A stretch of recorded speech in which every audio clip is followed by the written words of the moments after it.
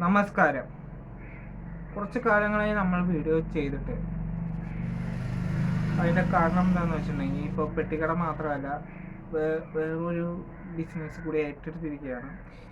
അപ്പോൾ അതുമായി ബന്ധപ്പെട്ടുള്ള വീഡിയോസുകളൊക്കെ ചെയ്യണമെന്ന് ആഗ്രഹമുണ്ട്. അപ്പോൾ അതിനു വേണ്ടി നമ്മൾ പുതിയൊരു ചാനൽ ഉടൻ തന്നെ തുടങ്ങുന്നതായിരിക്കും. ഇനി വീഡിയോയിലേക്ക് വരാം.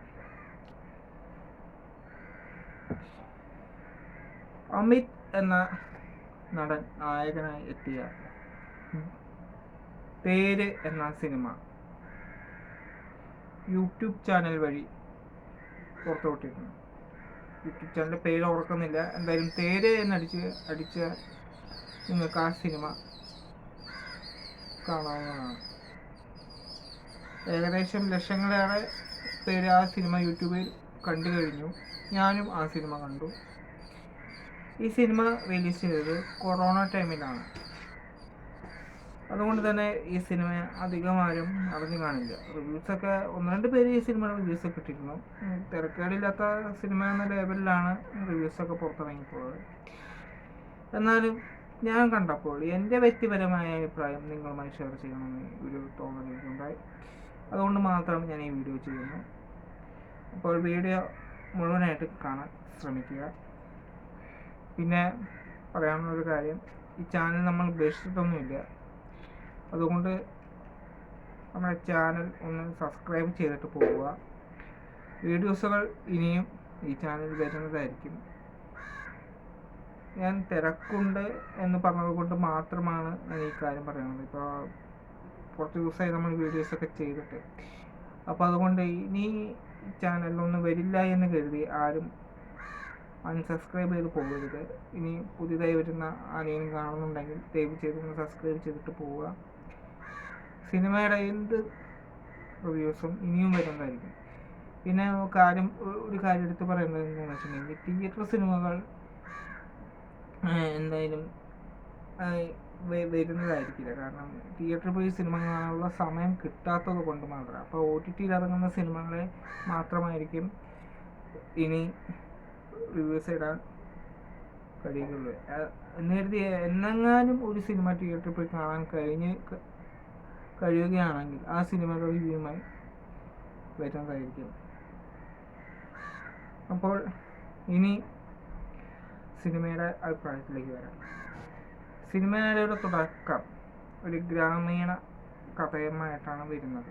സിനിമയുടെ തുടക്കം വിജയരാഘവൻ സാറിൻ്റെ എൻട്രിയിലൂടെ കുടുംബം നന്നായി പോറ്റുന്ന ഒരു കാരണവരായിട്ടാണ് അദ്ദേഹം ഈ സിനിമയിൽ വരുന്നത്. അദ്ദേഹത്തിൻ്റെ മകനായിട്ടാണ് അമിതിൻ്റെ കഥാപാത്രം എത്തിപ്പെടുന്നത്.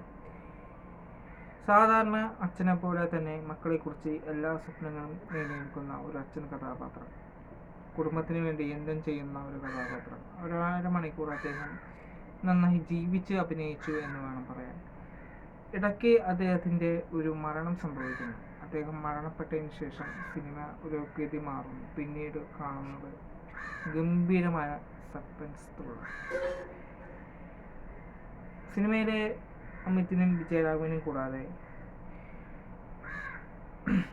കലാഭവൻ ഷാജോൻ, ബാബുരാജ് എന്നിവരൊക്കെയും പ്രധാന വേഷത്തിൽ എത്തുന്നുണ്ട്. പോലീസ് കഥാപാത്രമായിട്ടാണ് ബാബുരാജും കലാഭവൻ ഷാജോൻ എത്തുന്നത്. ഇവർ തന്നെയാണ് സിനിമയിലെ ഒരു മെയിൻ കഥാപാത്രങ്ങൾ എന്ന് പറയാം. ഇവരുള്ളത് കൊണ്ട് മാത്രമാണ് സിനിമയിൽ വേറിട്ട് നിൽക്കുന്നത് എന്ന് പറയാം. അത്രയ്ക്ക് കിട്ടു അഭിനയമാണ് ഇവർ രണ്ടുപേരും കാഴ്ചവെച്ചത്. പിന്നെ അമിതിൻ്റെ കഥാപാത്രം, അദ്ദേഹം നല്ലൊരു നടനാണ്. എനിക്കിഷ്ടമുള്ള ഒരു നടനാണ് അദ്ദേഹം. അദ്ദേഹത്തിൻ്റെ സിനിമകൾ അധികം ആരും കാണാറില്ല, പക്ഷെ അദ്ദേഹം നന്നായി അഭിനയിക്കുന്ന ഒരു നടനാണ്. ഇപ്പോൾ വാരിക്കുഴിയിലെ കൊലപാതകം എന്ന സിനിമയിൽ മാസ് കഥാപാത്രമാണ് അദ്ദേഹം ചെയ്തത്. കൈയടിക്കാൻ തോന്നുന്ന ഒരു കഥാപാത്രമാണ്. സത്യസന്ധനായ ഒരു പള്ളിയിലച്ഛൻ, ധീരനായ ഒരു പള്ളിയിലച്ഛൻ, അങ്ങനെ ഒരു കഥാപാത്രമാണ് വാരിക്കുഴിയിലെ കൊലപാതകം എന്ന സിനിമയിൽ അദ്ദേഹം ചെയ്തിട്ടുള്ളത്. നന്നായിട്ട് തന്നെ അദ്ദേഹം ചെയ്തിട്ടുണ്ട്. അതുപോലെ തന്നെ ഈ സിനിമയിലും ഒരു ആവറേജ് മുകളിൽ നിൽക്കുന്ന ഒരു അനുഭവം അദ്ദേഹം ചെയ്ത് കാണിച്ചു വെച്ചിട്ടുണ്ട്. പിന്നെ സിനിമയുടെ കഥയിലേക്ക് വരുമ്പോൾ, പ്രതികാര കഥയാണ് സിനിമയിൽ പറയുന്നത്. ഇതൊക്കെ നമ്മൾ ഒരുപാട് കണ്ടുമടുത്ത ക്ലീഷകളൊക്കെ തന്നെയാണെങ്കിലും നമുക്ക് ഒരിക്കലും വെറുപ്പടിക്കാത്ത രീതിയിൽ ഈ സിനിമ ചെയ്തു വെച്ചിട്ടുണ്ടെന്ന് മറ്റൊരു കാര്യം. ഇത് ഞാനിവിടെ പറയുന്നത് എൻ്റെ വ്യക്തിപരമായ അഭിപ്രായം മാത്രമാണ്.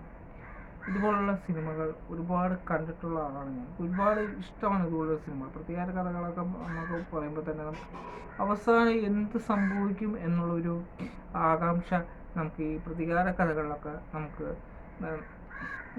സമ്മാനിക്കാറുണ്ട്. അതുപോലെ തന്നെ ഒരു ആകാംക്ഷയും ഈ സിനിമ കണ്ടപ്പോൾ എനിക്ക് തോന്നി.